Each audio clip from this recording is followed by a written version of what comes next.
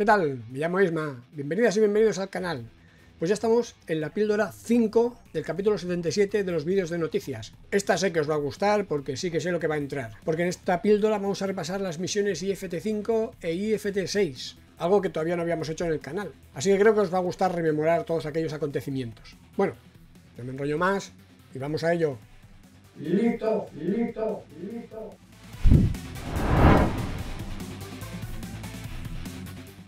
Por supuesto, hay que hablar en el canal de la ya histórica misión IFT5, el quinto vuelo de la Starship que ha supuesto la primera recuperación de un booster Super Heavy cazado al vuelo por los palillos chinos, chopsticks en inglés, de la torre de lanzamiento Olit 1, también llamada Mechazilla. No hay palabras para describir lo que vimos y vivimos el 13 de octubre del 2024 en Starbase, pero sin duda será recordado como uno de los momentos más espectaculares de la historia de la astronáutica. Y chicos, tuvimos la inmensa suerte de poder presenciarlo en directo.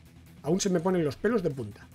Si recordáis, todo parecía indicar que, a pesar de que SpaceX estaba lista para el lanzamiento, la FAA iba a demorarse en la adjudicación del permiso de lanzamiento hasta finales de noviembre, pero por alguna razón las cosas se precipitaron de una manera que pocos esperaban. Es verdad que Elon Musk y la propia compañía californiana se mostraban muy beligerantes con la agencia reguladora, pero eso no explica, en mi opinión, la sorprendente aceleración de los trámites. ¿Quizá la NASA había estado presionando para que el programa Artemisa no acumulara más y más retrasos? Sea como sea, finalmente los astros se alinearon y los de Hawthorne anunciaron el quinto lanzamiento de la Starship y, lo que resultaba más excitante si cabe, el primer intento de cazar al vuelo, la primera etapa Super Heavy, un monstruo de 70 metros de altura, 9 metros de diámetro y más de 200 toneladas de peso en seco. Hay que decir que unos días antes se había despejado otra de las dudas que sobrevolaban el posible lanzamiento, ya que la Comisión de Calidad Medioambiental de Texas, TCEQ, había dictaminado en un informe técnico que el sistema deflector de llamas y supresión de sonido de ducha inversa no ponía en riesgo en medida alguna el medio ambiente, otorgando permiso a la compañía para hacer uso del mismo. Con algo más de 20 minutos de retraso, pero aún dentro de la ventana de lanzamiento de 30 minutos, el Super Heavy B-12 encendía sus 33 motores y abandonaba la plataforma de lanzamiento con la Starship S-30 sobre sus hombros. Esta vez todos los motores funcionaron perfectamente, hasta que algo más de 2 minutos y medio después del despegue se apagaban 30 de los 33 motores, los 20 del anillo exterior y los 10 del anillo interno, y se producía la separación en caliente de las dos etapas, encendiéndose los 6 motores de la segunda etapa mientras ambos vehículos seguían unidos. Acto seguido se volvían a encender los 10 motores del anillo interior, dando inicio al encendido de retorno, que también se llevó a cabo de manera impecable. Este encendido, que finalizó apagando primero los 10 motores del anillo interno y segundos después los 3 centrales, que hasta ese momento habían permanecido encendidos, duró algo más de 45 segundos y llevó a la primera etapa a una altura máxima de unos 95 kilómetros. En esos momentos, el director de misión envió la orden al vehículo para que intentase realizar el aterrizaje en la plataforma de lanzamiento, señal inequívoca de que la telemetría estaba arrojando datos dentro de los márgenes aceptables. Poco después se eyectaba el anillo de separación en caliente y 6 minutos después del lanzamiento, Super Heavy B-12 se dirigía a toda velocidad hacia la zona de lanzamiento en Starbase en unas imágenes espectaculares con la zona de los motores al rojo vivo. Segundos después, a poco más de 1 kilómetro de altura, se encendían de nuevo los 13 motores centrales durante unos 6 o 7 segundos, provocando una desaceleración brutal del vehículo que provocaba incluso el desprendimiento de partes del fuselaje. A menos de 300 km por hora, se apagaban los 10 motores del anillo interior y solo quedaban encendidos los 3 centrales, que realizarían la espectacular maniobra final.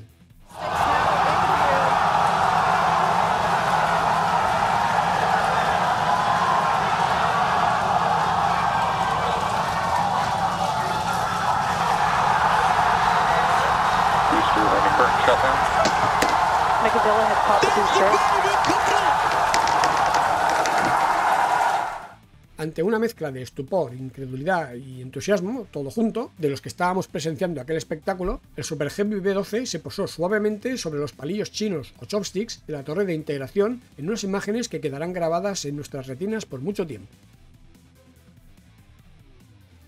Por su parte, la segunda etapa, S-30, llegaba a casi órbita 8 minutos y medio después del lanzamiento, situándose en la trayectoria correcta a 150 km de altitud y 26.500 km por hora, e iniciando la fase de navegación o deriva, o coast phase en inglés. Esta fase duraba más de 30 minutos, momento en el que la segunda etapa iniciaba su reentrada en la atmósfera. Hay que decir que gracias a Starlink tuvimos imágenes en todo momento de la Starship S-30, con vistas espectaculares de los diversos alerones, así como de parte del fuselaje. Unos 45 minutos después del lanzamiento y a unos 100 kilómetros de altura, empezaba a formarse el plasma en la zona de ataque del vehículo, al mismo tiempo que empezaba a adentrarse en la zona nocturna del planeta. 48 minutos después del lanzamiento, la intensidad del plasma era notable, mostrando un espectáculo extraordinario. A unos 65 kilómetros de altitud empezaban a enfriarse los motores en preparación para el encendido de aterrizaje, consistente en la famosa maniobra de backflip, que permite al vehículo pasar de la posición de belly flop, o sea, de panza en caída libre al estilo paracaidista, a la posición vertical. Unos 57 minutos y medio después del lanzamiento, a unos 56 kilómetros de altitud y más de 16.000 kilómetros por hora, la nave atravesaba el momento de máxima temperatura durante la reentrada. Casi una hora después del lanzamiento, las cosas se ponían calientes en uno de los alerones, nunca mejor dicho, pero este parecía resistir mejor que en el último vuelo. Pasada la hora de vuelo, a algo más de 40 km de altitud y unos 8.000 km por hora, el vehículo experimentaba la máxima presión aerodinámica, superando sin problemas ese momento. Unos minutos después, a unos 20 km de altitud, la Starship S-30 empezaba a colocarse en posición de belly flop, es decir, paralela a la superficie o de panza, maniobra que completaba a unos 12 km de altura. Finalmente, a menos de 1 kilómetro de altura y algo más de 330 km por hora, el vehículo realizaba el encendido de aterrizaje y se posaba suavemente después de ejecutar con precisión la maniobra de backflip sobre las aguas del Océano Índico, cerca de la costa noroccidental de Australia. La precisión fue tal que el momento fue captado en directo por la cámara situada a tal efecto en una boya, que nos mostró cómo el vehículo explotaba segundos después del amerizaje ante el júbilo y el griterío de los empleados de la compañía.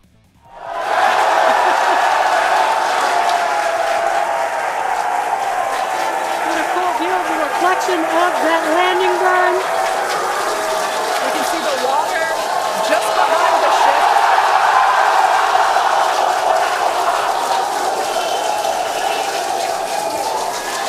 Starship has landed.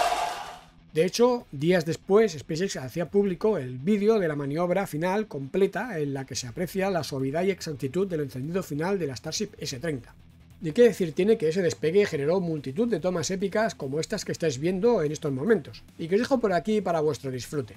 Pero lo que realmente ha generado un aluvión de tomas desde diversos ángulos ha sido, como no, la maniobra de aterrizaje del Super Heavy, siendo cazado al vuelo por Mechazilla. Así que poneos cómodos en vuestra butaca preferida porque se vienen las tomas más espectaculares que he encontrado por ahí.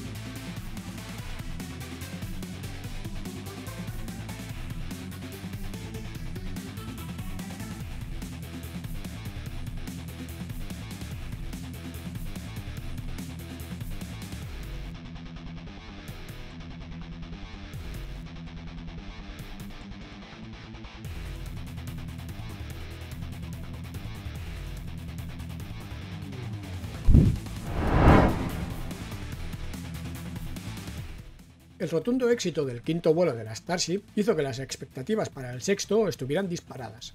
Sin embargo, los de Elon Musk se mostraron conservadores, al menos para lo que nos tienen acostumbrados, respecto al perfil y los objetivos de la misión. Así, la trayectoria iba a ser la misma, tanto para la primera etapa como para la segunda etapa, con la novedad de que no solo el lanzamiento y la vuelta a tierra firme de la primera etapa, sino el aterrizaje o amerizaje de la segunda etapa iban a producirse a plena luz del día. Y es que el lanzamiento se produjo poco más de un mes después de la misión IFT-5, en concreto el 19 de noviembre, con el Super Heavy B-13 y la Starship S-31 como protagonistas. Como novedades, SpaceX iba a transportar por primera vez una carga útil. Bueno, útil, ni más ni menos que una banana o plátano. Algo que, junto a los campos de fútbol, es una de las unidades de medida más universales, equivalente a una antena Starlink Mini, y cuyo logo lucía serigrafiado en el fuselaje de la segunda etapa. Otra de las novedades era el intento de reignición de uno de los motores Raptor atmosféricos en el espacio, en la fase de navegación, demostrando la capacidad de la segunda etapa para llevar a cabo maniobras de cambio de trayectoria, entre ellas la de desorbitado. Vital teniendo en cuenta que nadie en su sano juicio quiere dejar en órbita, descontrolado, un bicharraco de esas dimensiones sin saber dónde va a caer. Otro de los objetivos importantes era el poner a prueba una versión del escudo térmico de la segunda etapa simplificado y llevar a cabo al mismo tiempo una serie de experimentos relacionados con el mismo. Todo ello combinado con una trayectoria de reentrada más agresiva que pondría al límite la estructura e integridad del vehículo, ya que estaría sometido a mayor temperatura y a un mayor estrés estructural. Hay que apuntar, ya que hablamos del escudo térmico, que ese mismo día SpaceX anunció que habían estado probando nuevos materiales para el mismo en una simulación de reentrada en la atmósfera marciana, que, atención, se llevaría a cabo en la ventana de lanzamiento del 2026. Volviendo a la misión que nos ocupa, los preparativos fueron, como siempre, excitantes, con el transporte de los prototipos a la zona de lanzamiento y el apilamiento del full stack. Poco después se producía una prueba de llenado parcial de los depósitos de los vehículos, lo que aparentemente fue suficiente para pasar a instalar el sistema de terminación de vuelo, FTS, en ambas etapas sin tener que llevar a cabo un WDR, Wet Dress Rehearsal, completo, ni tener que desapilar los prototipos. Así pues, todo estaba listo para el gran momento. Los primeros instantes del vuelo de la Starship se llevaron a cabo sin contratiempos, funcionando los 33 motores sin problemas aparentes. De hecho, como curiosidad, el despegue fue captado también desde la Estación Espacial Internacional y desde los satélites GOES 16 y GOES 18. Vale la pena también ver el despegue a cámara lenta y detenerse un poco en saborear el increíble espectáculo que supone ver elevarse esta mole gracias al empuje de sus 33 motores.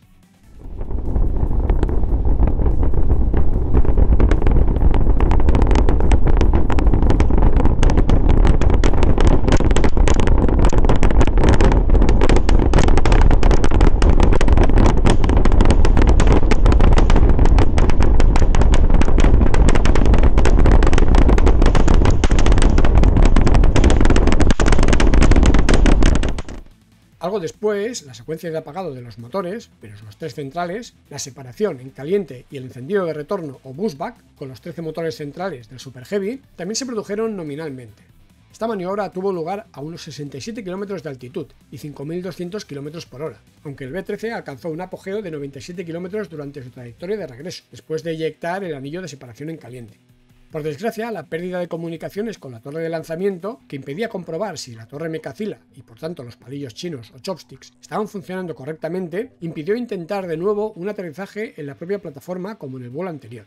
Así pues, el B-13 ejecutó una maniobra de evasión para descender sobre el mar, y tras un encendido de frenado, primero con 13 Raptors y luego con los 3 motores centrales, el Super Heavy amerizó suavemente en el Golfo de México.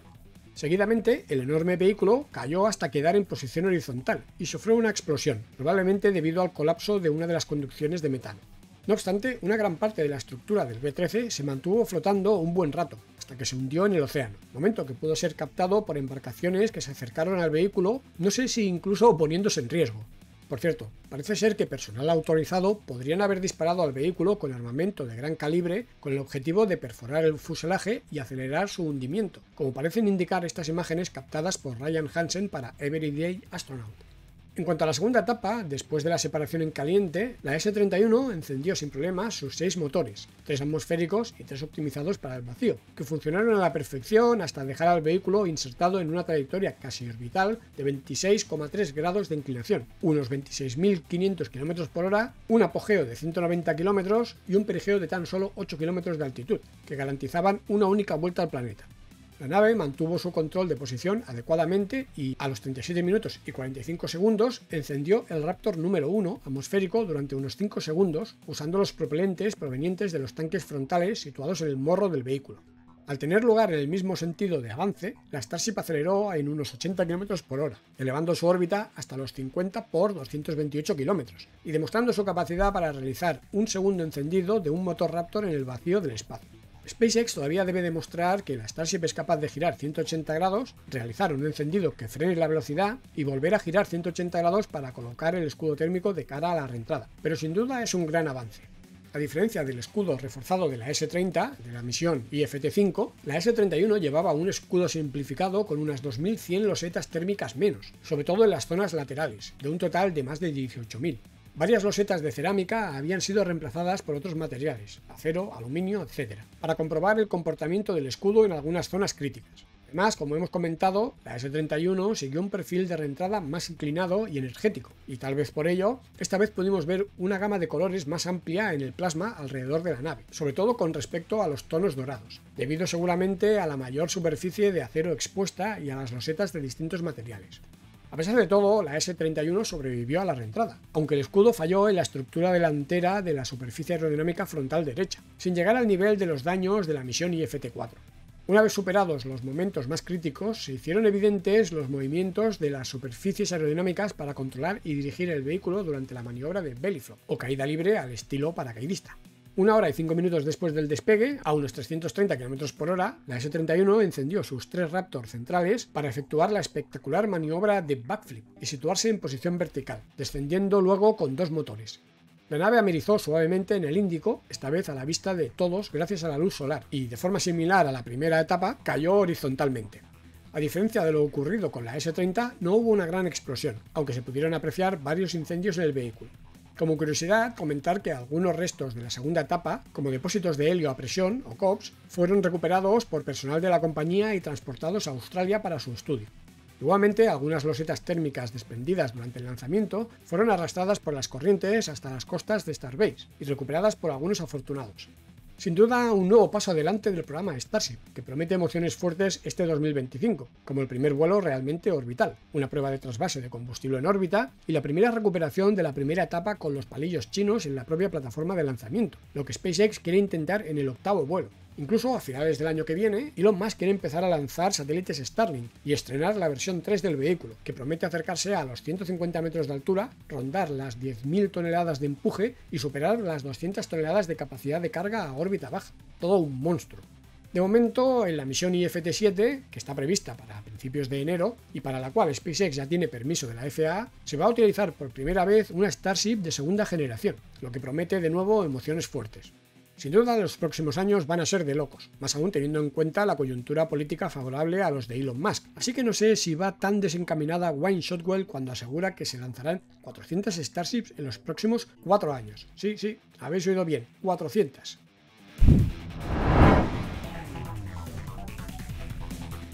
¿Qué tal? Menudos tiempos aquellos, ¿eh? Qué 2 misiones finales de la Starship que nos ha regalado SpaceX. Y lo que se nos viene en 2025. Bueno, lo dicho, dejadme un like, comentad, compartid, suscribíos, darle a la campanita, etcétera, todo eso que es gratis, ya sabéis, os lo agradezco mucho. Y si alguien se quiere hacer miembro, bienvenido sea. Bueno, solo queda una píldora, así que irla buscando por el canal, si no está, se la subiré en breve, que además es todo el tema relacionado con la Starship, así que os va a gustar. Venga, un abrazo y nos vemos por aquí. Adiós.